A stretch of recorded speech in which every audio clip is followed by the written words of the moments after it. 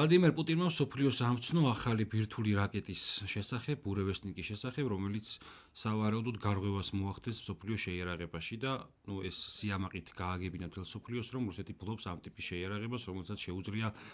თუ აქამდე მაგალითად მსგავსი ტიპის იარაღს შეეძლო დაახლოებით საათი ან გარკვეული დროის მანძილზე მოსულიყო წყობრში.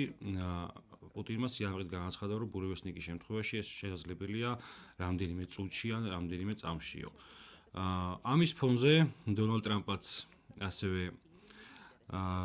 გასცა ბრძანება ომის დეპარტამენტის მიმართ, რომ დაიწყონ მათი ბირთვული შეიარაღების გამოცდის ახალი ეტაპი. მან ისიც განაცხადა, რომ მას სძულდა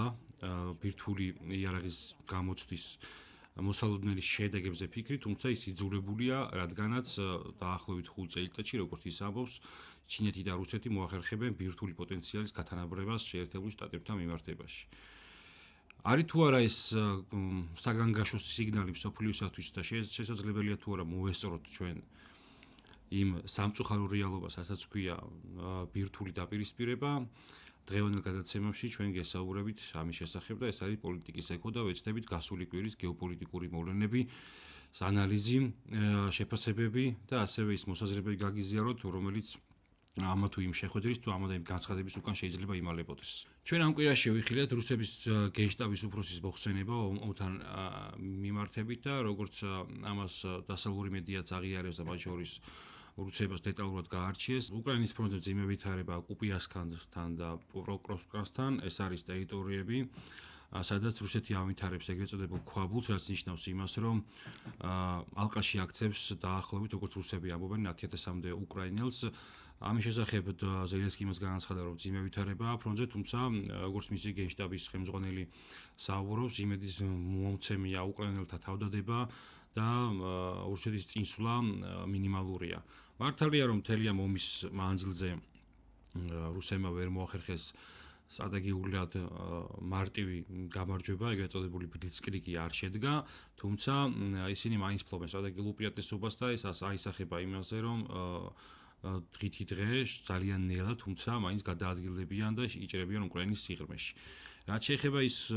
ეგრეთ წოდებული ქვაბებს, რომელზეც ვისაუბრე, ეს ნიშნავს იმას, რომ ისინი ქმნიან ხელოვნურ დაღრმავებას და უვლიან ფლანგებიდან უკრაინელთა პოზიციებს, რაც საბოლოო ჯამში ალყაში აქცევს უკრაინელებს და სწორედ ეს მიმართულებები საკვანძო მიმართულებებია, ასე იგი რუსებისათვის და შეეცდებიან მასიურად, მოკლედ, აიყვანონ ალყაში უკრაინელი ჯარისკაცები. გარდა ამისა, ჩვენ ვიხილეთ ამ კვირაში ძალიან დიდი მასშტაბური დაბობა მთელი უკრაინის ტერიტორიაზე რუსების მხრიდან, როგორც ზელენსკიმ განაცხადა, ამაში მონაწილეობდა დაახლოებით 700-მდე საფრენი აპარატი, მათ შორის დრონები და რაკეტები. გავრცელდა რუკა, სადაც მთელი უკრაინის ტერიტორია არის მოკლედ დასერილი ამ დრონებისა და რაკეტების ტრაექტორიით. და სამწუხარო, როდესაც ამას უყურებ და რეალობაში იაზრებ იმას, რომ ყველა ესეთი ხაზის მიღმა ადამიანების სიცოცხლეა. ეხლა რომ დაუბრუნდეთ თვითონ ანალიზს. მთელი ეს რუსების იერიში მიმართული იყო ინფრასტრუქტურას წინააღმდეგ, რა თქმა უნდა, ამას მოყვებოდა კიდევაც სამოქალაქო სხერფლი და მათ შორის საჯარისო ნაწილების, თუმცა რატომ ახორციელებს ენერგორესურსებისა და ენერგოინფრასტრუქტურის წინააღმდეგ ესეთ მასშტაბურ იერიშებს, პასუხი ნათელია, გვიახლოვდება ზამთარი და შესაბამისად რუსეთი ფიქრობს სავარაუდოდ, ჩვენ შეგვიძლია ვივარაუდოთ, რომ ენერგეტიკული კოლაფსის შემდგომ მათი იერიშები კიდევ უფრო ეფექტური იქნება. ზოგადად რომ გამიხილოთ ახლა ფრონტი და მათ შორის პოლიტიკური ლიდერების ბოლო დროინდელი განცხადებები, ზელენსკი ცდილობს, რომ მობილიზაცია მოახდინოს რესურსებისა, მათ შორის ევროპელი პარტნიორების დახმარებით და ამ ფონზე ჩვენ დავინახეთ, რომ გარღვევა მოხდა საერთაშორისო პოლიტიკაში ერთგვარი, თუმცა ამასაც დეტალურად შეგვიძლია გავანალიზოთ, შედგა, როგორც ჩვენ ამას გიანონსებით და გამოჩნდება კიდევაც ჩვენი წინა გადაცემის პატარა რგოლი, სადაც დავასახელეთ თარიღი 25 ოქტომბერი, თუმცა შეხვედრა სიზიფისა და ტრამპ შორის შედგა 30 ოქტომბერს და რაც თავარია ეს შეხვედრა იყო მნიშვნელოვანი იმპულსი იმისა, რომ შესაძლოა ამერიკის შეერთებულმა შტატებმა შეცვალოს საგარეო პოლიტიკური ტრაექტორია იმ ხრივ, რომ თუ კი აქამდე ცდილობდა ის რუსეთთან პირდაპირ დიალოგს და დაანონსებული იყო კიდევაც ბუდაპეშტის შეხვედრა, სამშვიდობო შეხვედრა, სადაც ორბანს თხოვეს შუამავლობა. ცოტა ხნით გაურკვეველი ვართ ეს გადაიდო, მიუხედავად იმისა, რომ უნგრეთმა განაცხადა, რომ ის ჩავლენ ისინი უნგრეთის დელეგაცია გაემგზავრება შეერთებულ შტატებში და დაიწყებს ამ სამშვიდობო მოლაპარაკებისათვის სამზადის დრო და კონკრეტული თარიღი ჯერჯერობით უცნობია. ალბათ იმიტომ რომ როდესაც რუბიო და ლავრმა ისაუბრეს ვერ შედგა მათ შორის ის კონსტრუქციული დიალოგი რომელიც ამ სამშვიდობო მოლაპარაკებებს დააჩქარებდა ან კონკრეტულ თარიღზე გვეტყოდა რაიმე ინფორმაციას და ამის ფონზე ტრამპი შეხვდა სიძიპის არ გავრცელებულა ამ შეხვედრის ესე იგი ზუსტი ის მესიჯები რაც ილაპარაკეს ამ ორმა ლიდერმა, თუმცა საუბარი იყო რომ გარკვეულ შეთანხმება შედგა არა ძირეულ საკითხებზე, თუმცა მათ ძირეული უმთავრესად ალბათ არის ეს უკრაინის ომის დასრულება და ჩინეთის როლი რა შეიძლება იყოს რუსეთთან მიმართებით რომ აიძულოს პუტინი მიუსწრეს მოლაპარაკების მაგიდას იმ პირობებზე, რა პირობებითაც თავაზობს დასავლეთი, ანუ ფრონტის ხაზის გაყინვა. თუმცა მოლაპარაკებები რაც რა ინფორმაციაც გამოვიდა შეეხო ძვირფას ლითონებს შეეხო ტარიფებს აბაჟო ტარიფებს და როგორც ირკვევა ეს 50%-იანი ტარიფი ჩამოვიდა 47%-ზე შეემცირდა და რაც თავარია აი ამ ძვირფას ლითონებზე გარკვეული შეთანხმება შედგა თუმცა სტრატეგიული უპირატესობა მაინც ჩინეთის მხარესაა. ეხლა რაში შეიძლება მდგომარეობდეს ეს ძვირფასი ლითონების მნიშვნელობა? თქვენ გახსოვთ ალბათ პირველი შეხვედრა და პირველი მესიჯები ზელენსკისთან მიმართებით ტრამპისა, ის სულ იყო ორიენტირებული იმაზე, რომ უკრაინის ძვირფას ელემენტებზე ქონოდა გავლენა, დაიდო კიდევაც შეთანხმება მაშინ და ეხლა უკვე ჩინეთთან მიმართებით ცდილობს დაახლოებით იგივე სცენარის განვითარებას, თუმცა რა თქმა უნდა არა იმ ხელა ამბიციებით, რა ამბიციებიც ჰქონდა უკრაინასთან მიმართებით ტრამპს და ძვირფასი ლითონები დღეს ეხლა განსაკუთრებით ომის ფონზე ელემენტები არა მხოლოდ ლითონები წარმოადგენს შეიძლება ითქვას რომ იმაზე დიდი რესურსია ვიდრე შეიძლება იყოს ნავთობი. იმიტომ რომ განსაკუთრებით შეიარაღებაში ყველა ეს ელემენტი გამოიყინება იმ ხელა დიდი დოზით რომ მისი ღირებულება ომის შემდგომ გაათმაგდა და სტატისტიკებით შეგვიძლია მოვიყვანოთ გრაფიკაში და თქვენ თვალნათლივ დაინახავთ თუ რა მხელა მნიშვნელობის მატარებელია განსაკუთრებით ომის ფონზე ამ ძვირფასი ელემენტების ფლობა. თუ ამ ელემენტების ამ კონკრეტული ელემენტების ესე იგი გადამუშავების სოფლიო წილს ვნახავთ, დავინახავთ, რომ ჩინეთს აქვს უდიდესი უპირატესობა დაახლოებით 90%, 90-90% მოდის ჩინეთზე და ამ ხრივ ის ინარჩუნებს გარკვეულ გავლენას მათ შორის სამხედრო ინდუსტრიებზეც, რომელიც თელსოფლიოშია მიმოფანტული და განსაკუთრებით ამერიკის შეერთებული შტატების სამხედრო ინდუსტრიაზე და ეს ბერიკეტი ჩინეთისათვის საკმაოდ მნიშვნელოვანია. უცნობია ის, რომ რა ესე იგი შედეგები მოყვა ტრამპის ბოლოდროიდელ რიტორიკას, რომ ინდოეთმა და ჩინეთმა უარი თქვა რუსულ ნავთობზე, ლოგიკურად თუ ვიაზროვნებთ ეს ცოტა წარმოუდგენელ ჟღერს, იქნება გამომდინარე, რომ ინდოეთის ჩინეთს რო თავი დაავანებთ, ამ შემთხვევაში ინდოეთზე რო გადავერთოთ, ინდოეთის გეოპოლიტიკური ფუნქცია მდგომარეობს იმაში, რომ მან შეინარჩუნოს მაქსიმალური სტაბილურობა. ის სტაბილურობა რეგიონში იქნება გამომდინარე, რომ დაიცვას მაქსიმალურად ნეიტრალური საგარეო პოლიტიკური ვექტორი და ამით უზრუნველყოს საკუთარი სუვერენული პოლიტიკური ინტერესების გატარება. მიუხედავად იმისა, რომ მოდი ამ ბოლო თვეებში ჩავიდა ცნობილი ესე იგი შანხაის სამიც დაესწრო და პირველად ჩავიდა ჩინეთში 7 წლის მანძილზე და ეს იყო საკმაოდ ესე იგი დიდი გეოპოლიტიკური შემოტრიალებასაც კი უწოდა რამდენიმე ექსპერტმა, იქნება გამომდინარე, რომ ინდოეთის და ჩინეთის დაახლოვება ნიშნავდა იმას, რომ სამხედროული ბლოკი კიდევ უფრო გაძლიერდება ამერიკული პოლუსის საწინააღმდეგოდ და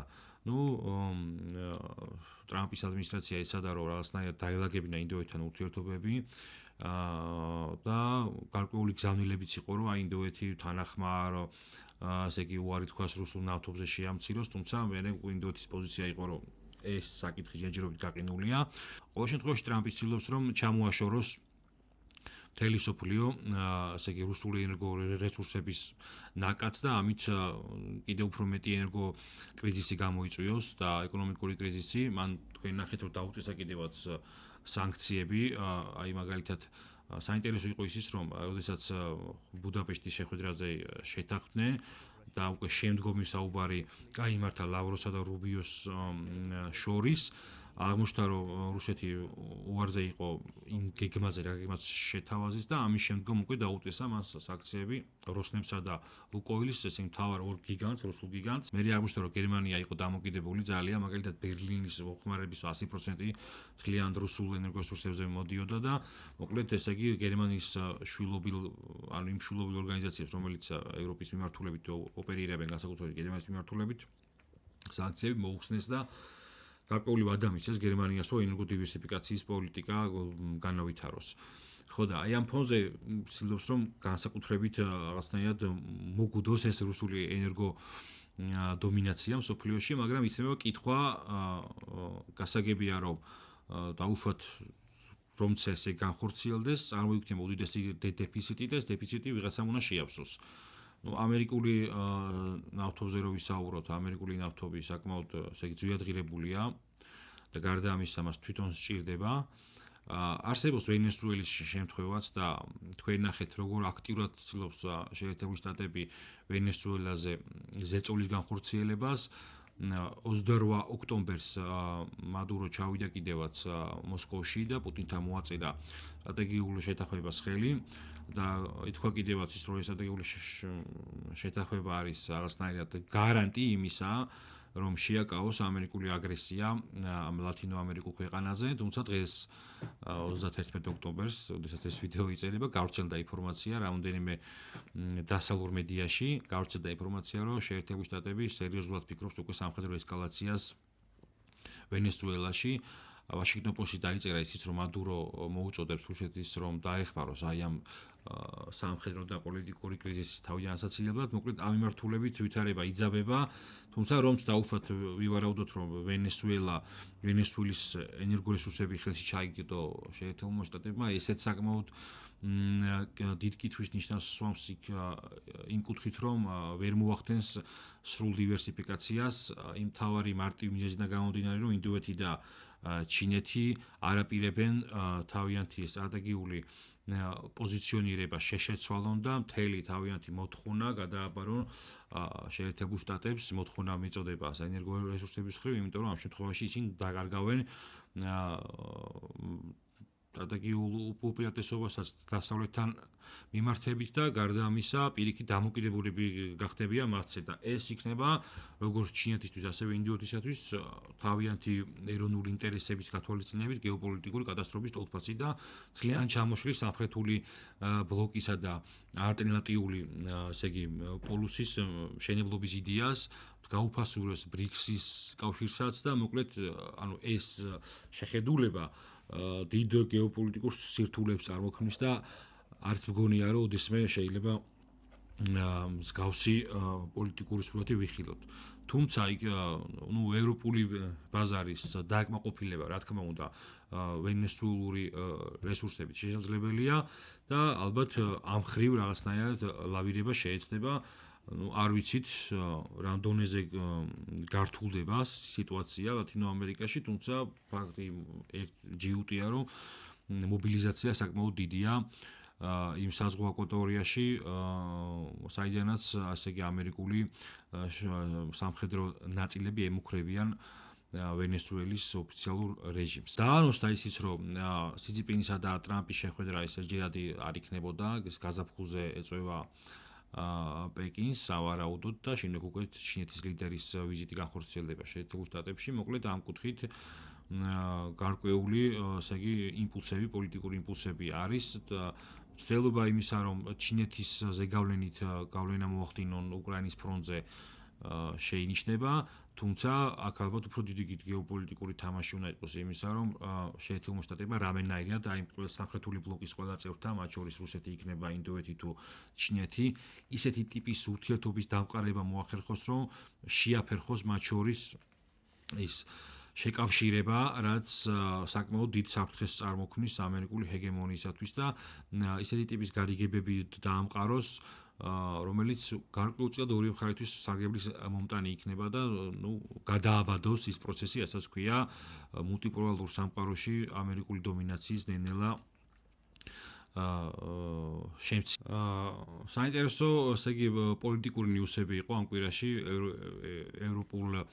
მედიაშიც და მათ შორის აი ევროპულ პოლიტიკურ სივრცეში. პირველ რიგში საინტერესო იყო ის, რომ გავრცელდა მონაცემები, რომლის მიხედვითაც გერმანიის აი ალბათ სიამაყე ხო, სახალხო მანქანას ეძახიან Volkswagen-ის დიდი ფინანსური დაანკარგი განიცადა. ასევე ფინანსური დაანკარგი განიცადა Porsche-მაც და რომლის მოგება 9 თვის მანძილზე 99%-ით შემცირდა, წარმოიდგინეთ. აქ საუბარი იმაზე, რომ Porsche მოარი განაცხადა ელექტრომანქანების წარმოებაზე და აქედან არ გამომდინარეობს, თუმცა მთავარი ამბავი არის ის, რომ მთელი ეს ინდუსტრია იქიდან გამომდინარე, რომ სამოხმარებლო ბაზარი უფრო გაიზარდა ევროპაში და ასე იგი სამრეწველო ბაზარი შემცირდა, მათ შორის შემცირდა იმ მნიშვნელოვანი მინერალების, ენერგორესურსების, ზოგადად იმ მატერიალების მოპოვება, ანუ წარმოების ბაზარია შემცირებული, შესაბამისად ამ პროცესებმა გამოიწვია ის, რომ ასე იგი მსხვილი ევროპული კომპანიები და მათ შორის არა მხოლოდ ეს უბრალოდ ბრენდებია ესენი და სახელები, არამედ ის კომპანიები და ის ბრენდები, რომლებაც მნიშვნელოვანი როლი შეასრულეს მათ შორის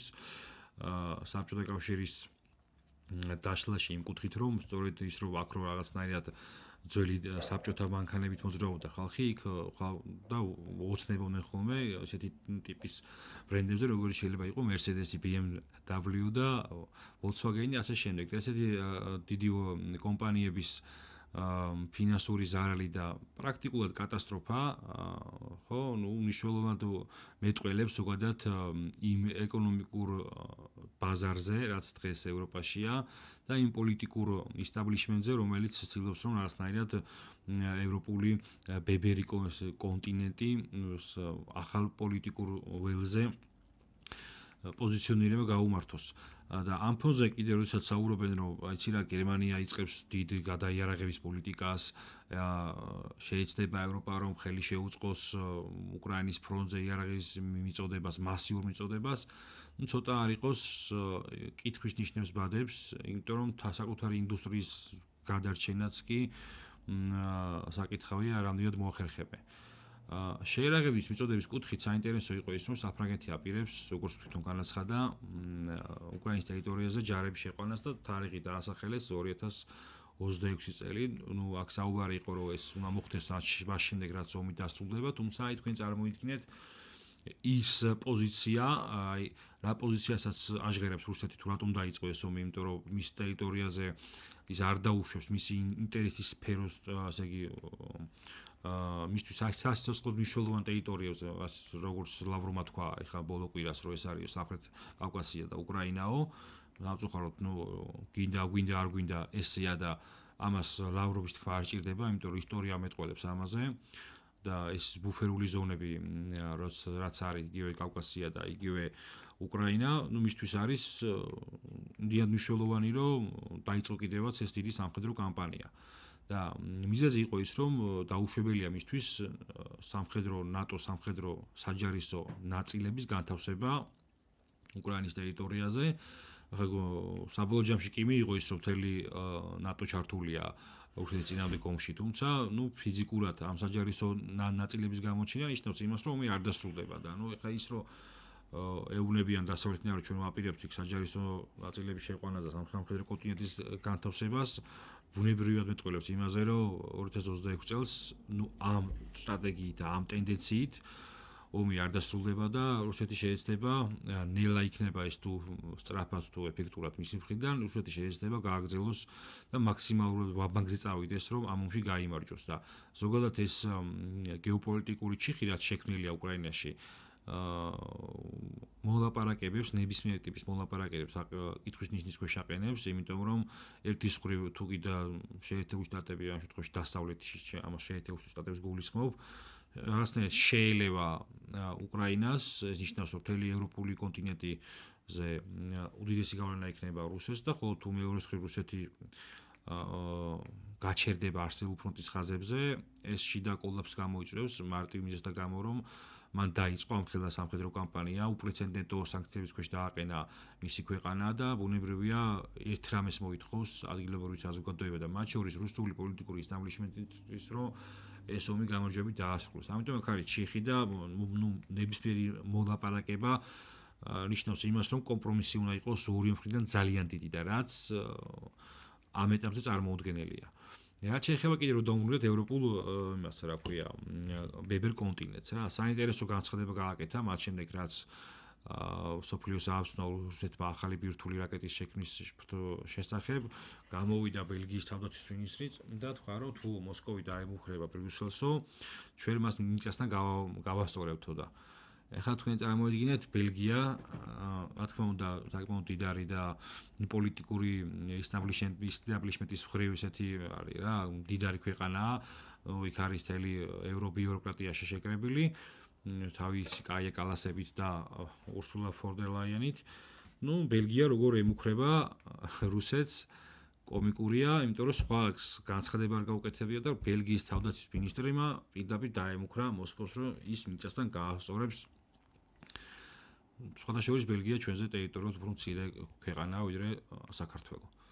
მაგრამ ალბათ მისი კოალიციის იმედი აქვს. და ამის ფონზე კიდე გამოჩნდა საკმაოდ ესეთი ბზარები, მოკლედ ევროპულ სივრცეში, ეს იყო, როდესაც ფიცომ, რომელიც იმყოფებოდა სერბეთში, ახალი პოლიტიკური ალიანსის დაბადების შესაძლებლობას გაუსვა ხაზი და მან თქვა, რომ უნდა დასრულდეს ბრიუსელის მიერ მართული ბიუროკრატია და უნდა შეიქმნას ევროპაში ახალი აღმოსავლეთ სლავთა კავშირიო და ახლობით ესეთი რაღაც თქვა უნგრეთის, სლოვაკეთის, ჩეხეთისა და პოლონეთის კავშირზე ისაუბრა. ასევე პოლიტიკოში დაიწერა, გამოცემა პოლიტიკოში დაიწერა, რომ უნგრეთი აპირებს ანტიუკრაინული კოალიციის ჩამოყალიბებას, მოკლედ რაღაცნაირად მესიჯები ჟღერდება, რომ აღმოსავლეთ ევროპაში შესაძლოა ახალი პოლიტიკური ალიანსი ვიხილოთ და ჩეხეთზე იმიტომაც წერენ აქტიურად, რომ იქ რადგანაც გაიმარჯვა ანდრე ბაბიშმა, ანუ ულტრა მემარჯვენე ტიპის პოლიტიკოსმა, რომელიც ასევე ევროსკეპტიკოსია, შეუერთდება იმ ფიცო ურბანის კავშირს და მოკლედ ახალი, ესე იგი, ახალი ენერგიით დაიწყებს ეს სამი ქვეყანა ევრობიუროკრატიის წინააღმდეგ ბრძოლა. საინტერესო იყო ისიც, რომ ვერ შეთანხმდა ევროკავშირი რუსული რეპარაციებით უკრაინის ომის დაფინანსებაზე. მიუხედავად იმისა, რომ სანქციების 19 პაკეტი დაუმტკიცეს, ეს უმთავრესი დილემა ვერ გადასჭრეს, რაც რა თქმა უნდა კიდევ უფრო მეტად აზიანებს უკრაინის ფრონტზე